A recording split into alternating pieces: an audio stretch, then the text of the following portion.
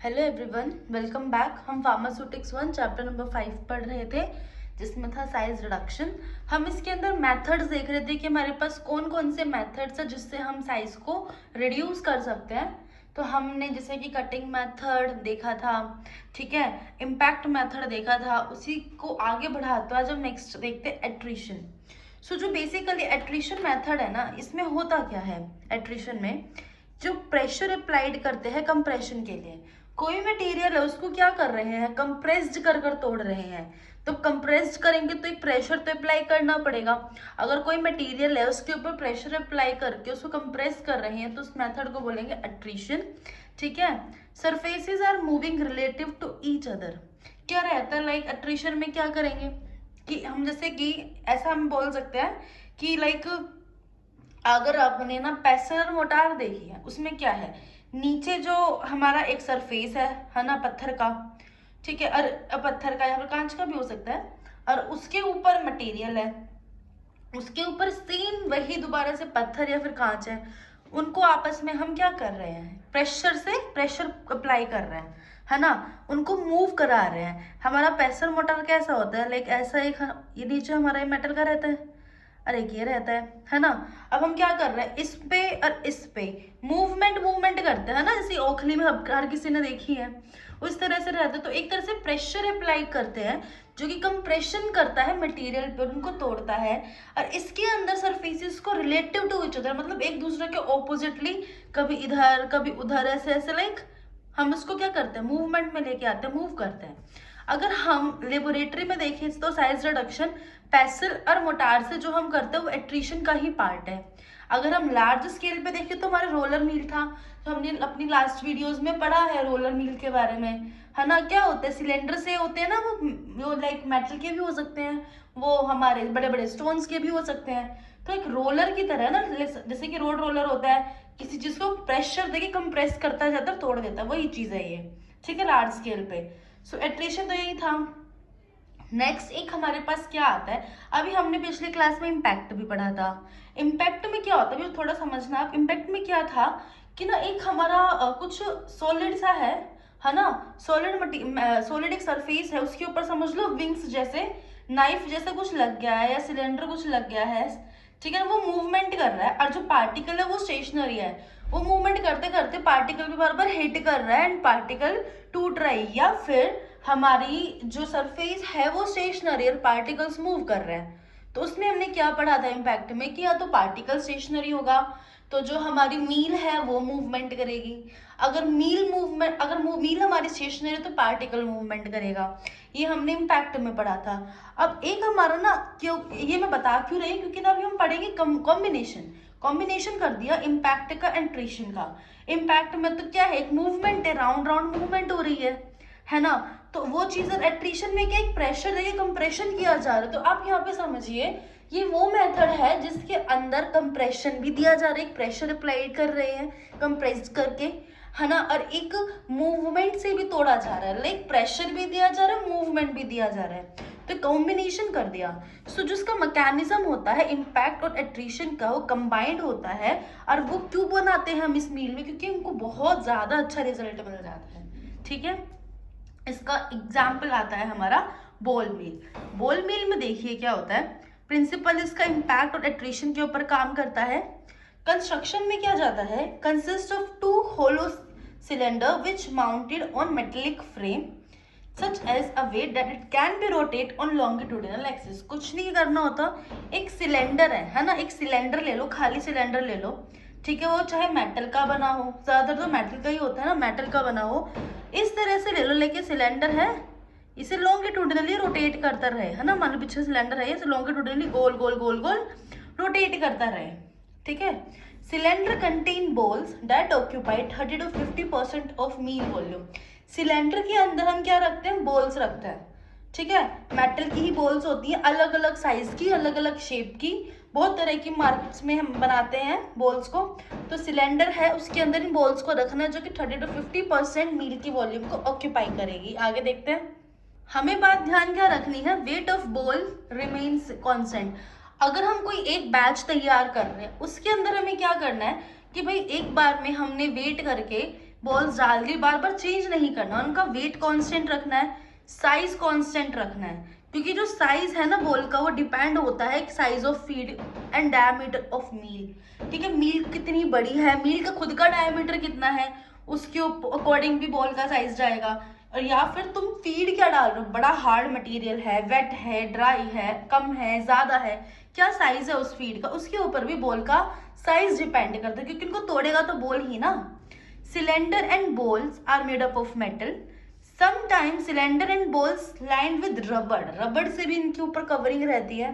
अब देखो कुछ इस तरह का है, मेरा थोड़ा सिलेंड्रिकल बना नहीं है, थोड़ा सिलेंड्रिकल फॉर्म में रहता है। अब समझना है, ये सिलेंडर है, इसके अंदर ये बॉल्स पड़ी हैं, देखो सिलेंडर हो गया, ये स्टील की बॉल है, ये मटेरियल है। अब क्या होएगा, ये क्या करते हैं, रोटेट करता है, ये क्या करता है, गोल गोल गोल गोल घूमेगा ये। अब जब गोल गोल गोल गोल ये घूमेगा ना, तो क्या होएगा, जैसे कि बॉल्स ऊपर से नीचे गिरेंगी, मटेरियल बॉल्स के बीच में, आपस में बॉल्स के बीच में मटेरियल रहेगा, बॉल्स प्लस सिलेंडर के बीच में मटेरियल रहेगा, तो टूट फूट टाइप होएगी। तो वही इसको चाहिए, इस तरह एक तरह देखो ना, ये इसके ऊपर कंप्रेस्ड भी कर रहा है और इम्पैक्ट का काम भी कर रहा है, एट्रिशन और इम्पैक्ट दोनों का ही फंक्शन मिल जाएगा। तो ये बॉल मिल में है। अब ना यहाँ पे ना मैकेनिज्म में इसमें देखेंगे किस तरह से इसका फर्क पड़ता है ऑपरेशन का बॉल मिल की।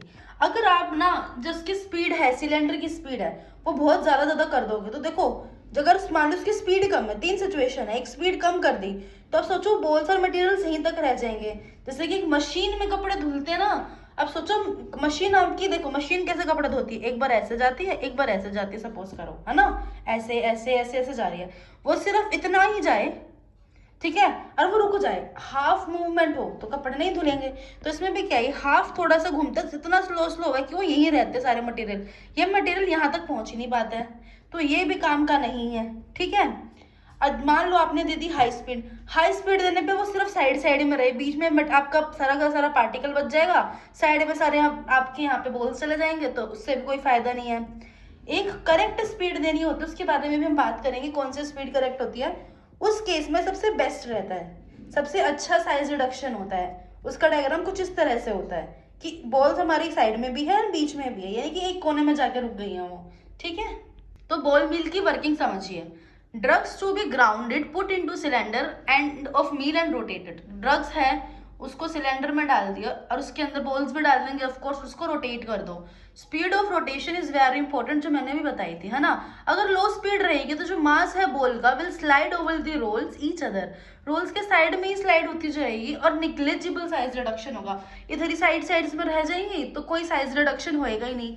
अगर आपकी स्पीड बहुत ज्यादा हाई है, ball will thrown out to the wall by centrifugal force, एक सेंट्रीफ्यूगल फोर्स लगता है, उसके कारण कोने कोने पे चली जाएंगी सारी बॉल्स, तो ग्राइंडिंग होएगी नहीं कोई भी। हम एक करेक्ट स्पीड की बात करें, करेक्ट स्पीड में क्या रहेगा, 2/3 ऑफ हाई स्पीड देंगे।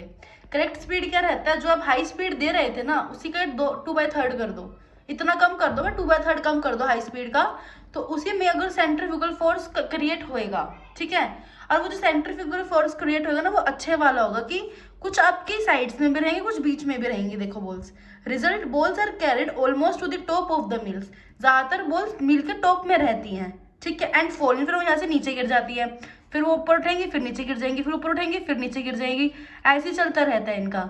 ठीक है, तो इस वजह से बहुत अच्छा साइज रिडक्शन हो जाता है। ठीक है, तो फिर उसके बाद में क्या है, result balls are carried out almost to the top of the mill and falling, by this way maximum size reduction occur, impact और एट्रिशन बिटवीन द बॉल्स होता है इस मेथड से। ठीक है, और इसमें एक टाइम का भी है, at suitable time material is taken out pass through sieves, एक सुटेबल टाइम के अकॉर्डिंग इसको चलाएंगे, मशीन को ऑन करेंगे, फिर लास्ट में जो हमारे मटेरियल उसको सीव आउट कर देंगे, पास कर देंगे सीव से, हमको रिक्वायरमेंट साइज का मिल जाएगा। सो यूजेस कुछ हैं बॉल मिल्स के। Mill use to grind brittle drugs to fine powder, जो थोड़ी सी ब्रिटल होती है ना, हार्ड ड्रग्स होते हैं, उनको फाइन पाउडर में करने में बहुत अच्छी रहती है ये। एडवांटेजेस में क्या क्या, फाइन पाउडर बना देती है, कंटिन्यूसली ऑपरेशन है, चला के छोड़ सकते हैं आप इसको थोड़ा टाइम के लिए। Can great large variety of material with variety of hardness, अलग अलग टाइप की मटेरियल, अलग अलग टाइप की हार्डनेस को हम इसके अंदर क्या कर सकते हैं, ग्राइंड कर सकते हैं। Suitable for wet and dry grinding, wet grinding भी कर सकते हैं, ड्राई ग्राइंडिंग भी कर सकते हैं। Can use to grind toxic material, बहुत इंपॉर्टेंट है, हम सबके अंदर टॉक्सिक मटेरियल ग्राइंड नहीं कर पा रहे थे, इसके अंदर हम कर सकते क्योंकि पूरी कंप्लीटली बंद रहती है, ठीक है, कंप्लीटली इसको बंद करके ही मशीन को चलाया जाता है, तो टॉक्सिक मटेरियल ना बाहर नहीं निकलते कहीं से भी, ठीक है। डिसएडवांटेजेस क्या है कि भाई नॉइज बहुत ज़्यादा क्रिएट करती है, और कभी कभी ना वियरिंग हो जाती है, बॉल्स वगैरह खराब हो जाती है, टूट फुट हो जाती है, जो हमारा प्रोडक्ट होता है ना वो भी कंटेमिनेशन हो जाता है उसके अंदर। बस छोटी छोटी सी डिसएडवांटेजेस है, अदरवाइज बहुत बढ़िया चीज़ है ये। सो हमारा फ्लूइड एनर्जी मील है, इसका भी प्रिंसिपल वर्क जो है इम्पैक्ट और एट्रीशन के ऊपर बेस्ड है, ठीक है। सो इसका कंस्ट्रक्शन में कैसे है, कंसिस्ट है लूप पाइप, लूप पाइप देखिए इस तरह से होती है, लूप हो जाता है ना, एक लूप पाइप होता है इसके अंदर जिसका डायमीटर 20 to 200 मिलीमीटर तक होता है। अब जो इसका डायमीटर का साइजेस है ना वो डिपेंड करता है कि लूप की हाइट क्या है। There is inlet for feed, एक फीड के लिए इनलेट है ना, स्पेस है, सीरीज ऑफ नोजल्स, एक बहुत सारे नोजल्स बने हुए हैं जिसमें से क्या इनलेट होती है, क्या दिया जाता है, एयर दिया जाता है। It also has outlet, inlet भी है आउटलेट भी है। एक आउटलेट किस चीज की है, एक आउटलेट है जिसके पास क्लासीफायर लगा हुआ है। वो क्लासीफायर का क्या काम होता है, अलग अलग साइज के क्लासीफायर आते हैं, जस्ट लाइक आपको कोई पार्टिकल है, सीव रहता है ना वैसे ही रहता है, कोई भी पार्टिकल है, ठीक है, इतना आपको साइज का चाहिए, आपने उसका क्लासीफायर लगा रखा है। अगर आपको पार्टिकल तो साइज का टूट के मिल जाएगा तो ही क्लासीफायर से पास होगा, वरना वो पास होएगा ही नहीं, जैसे सीव की तरह ही हो गया इधर ये भी, ठीक है। तो आउटलेट पे क्लासीफायर लगा रहता है जो अलो करता है air to escape but prevent particle to pass, particle को रोकते रखा है अंटिल बिकम सफिशिएंटली फाइन। वहां से एयर तो पास होती रहती है लेकिन जब तक पार्टिकल भी पास होते हैं वहां से, लेकिन जब तक वो सफिशिएंटली फाइन नहीं हो जाते तब तक पास नहीं होंगे, अगर हो जाएंगे एक बार तो वो भी पास हो जाएंगे। देखिए इसका डायमीटर में बना रखी है ना एक लूप वाली, लूप ट्यूब बना रखी है, एक यहाँ पे क्लासीफायर लगा रखा है, इसके अंदर हमारा मटेरियल आएगा, आउटलेट है यहाँ पे, ये हम यहाँ पे इसको फीड दे रहे हैं, यहाँ से हम इसको हवा दे रहे हैं, गैस नोजल्स हैं, है ना, फ्लूइड दे रहे हैं किसी भी तरह का लिक्विड या गैस जो भी दे रहे हैं वो ऐसे से पास ऑन हो रहा है। फिर यहाँ पे मतलब इतना ज्यादा प्रेशर है ना इसकी वजह से साइज रिड्यूस हो रहा है, रिड्यूस होकर यहाँ आ रहा है। इसकी वर्किंग देखते हैं। The air enter with high pressure through nozzles, in nozzle से एयर एंटर करते बहुत ज्यादा प्रेशर से। Solid introduced into air stream through inlet, है ना, यहाँ से एयर गई, यहाँ से इनलेट हमारा फीड गया, तो दोनों यहाँ पे मिले हमारे पार्टिकल्स और ये एयर, तो प्रेशराइज घूमेंगे वो। ड्यू टू हाई टर्बुलेंस, देखो टर्बुलेंस इतनी ज्यादा हो जाती है, इम्पैक्ट एंड एट्रिशन अप्लाइड, ठीक है, टर्बुलेंस के कारण में इम्पैक्ट और एट्रिशन होता है।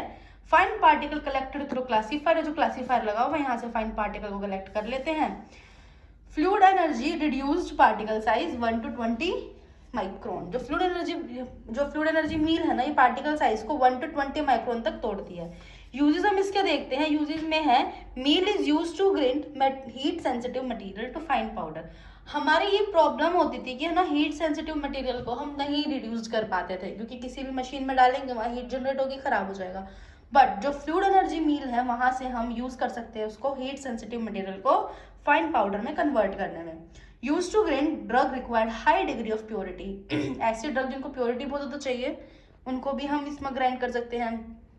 Particle size can be controlled through classifier, classifier की हेल्प से इसके अंदर पार्टिकल साइज को भी कंट्रोल कर सकते हैं। सो प्लस पॉइंट ये इसमें, तो यहाँ पे हमारा फ्लूइड एनर्जी मील कंप्लीट हो गया है। एक दो मशीन्स और बची है, मील बचे, उसके बारे में पढ़ते फिर हमारा चैप्टर खत्म हो जाएगा ये। So kindly like share and subscribe, bye bye.